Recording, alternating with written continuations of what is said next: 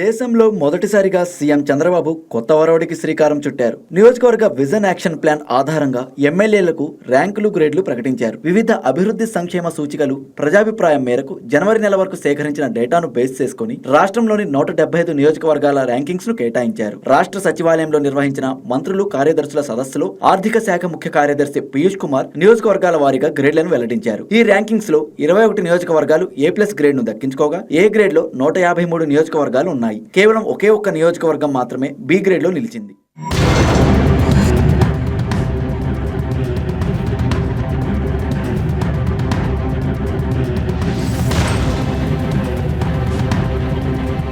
పనితీరు ఆధారంగా స్కోర్ 90% కంటే ఎక్కువ సాధించిన నియోజకవర్గాలకు A+ గ్రేడ్, 89% నుంచి 75% ఉంటే A గ్రేడ్, 74% నుంచి 50% మధ్య ఉంటే B గ్రేడ్ కేటాయించారు. ఎవరు ఊహించని విధంగా బీజేపీ ఎమ్మెల్యే సుజనా చౌదరి ప్రాతినిధ్యం వహిస్తున్న విజయవాడ పశ్చిమ నియోజకవర్గం తొలి ర్యాంకు దక్కించుకోవడం విశేషం. సీఎం చంద్రబాబు నియోజకవర్గం కుప్పం, మంత్రి లోకేష్ నియోజకవర్గం మంగళగిరి టాప్ 10 లో కూడా లేకపోవడం గమనార్హం. ఇక డిప్యూటీ సీఎం పవన్ కళ్యాణ్ ప్రాతినిధ్యం వహిస్తున్న పిఠాపురం 10వ స్థానంలో నిలిచింది. 5వ స్థానంలో నందమూరి బాలకృష్ణ ప్రాతినిధ్యం వహిస్తున్న హిందూపురం ఉంది.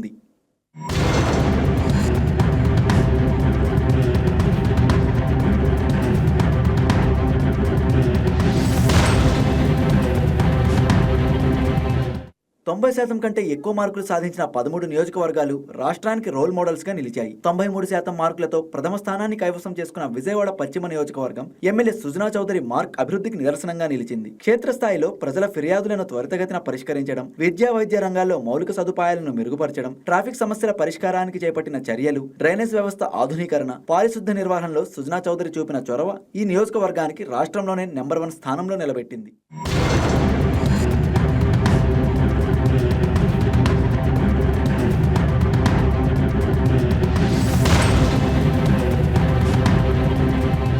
తొంభై 92% మార్కులతో ఏపీ టీడీపీ అధ్యక్షుడు పల్లా శ్రీనివాసరావు ప్రాతినిధ్యం వహిస్తున్న గాజువాక నియోజకవర్గం 2వ స్థానంలో నిలవగా 3వ స్థానంలో వనమాడి వెంకటేశ్వరరావు నియోజకవర్గం కాకినాడ సిటీ ఉంది. ఇక 91 మార్కులతో విజయవాడ తూర్పు, హిందూపురం, పెనుకొండ, కదిరి, విశాఖపట్నం పశ్చిమ, మాడుగుల, పిఠాపురం, రామచంద్రాపురం, జగ్గంపేట, గోపాలపురం నియోజకవర్గాలు తర్వాతి స్థానాల్లో నిలిచాయి. 79 మార్కులతో కొండేపి, 78 మార్కులతో కందుకూరు, కావలి, ఒంగోలు 77 మార్కులతో ఏ గ్రేడ్ సాధించాయి. గుంటూరు పశ్చిమ నియోజకవర్గం 73 మార్కులతో B గ్రేడ్ తో చిట్ట చివరి స్థానంలో నిలిచింది.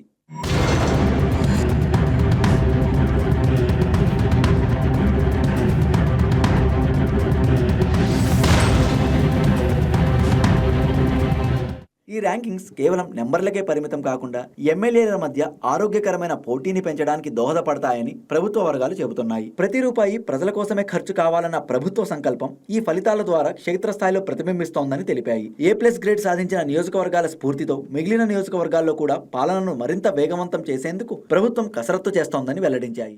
ఈ వీడియో మీకు నచ్చినట్లయితే లైక్ చేయండి, షేర్ చేయండి, మా ఛానల్కి సబ్స్క్రైబ్ చేయండి.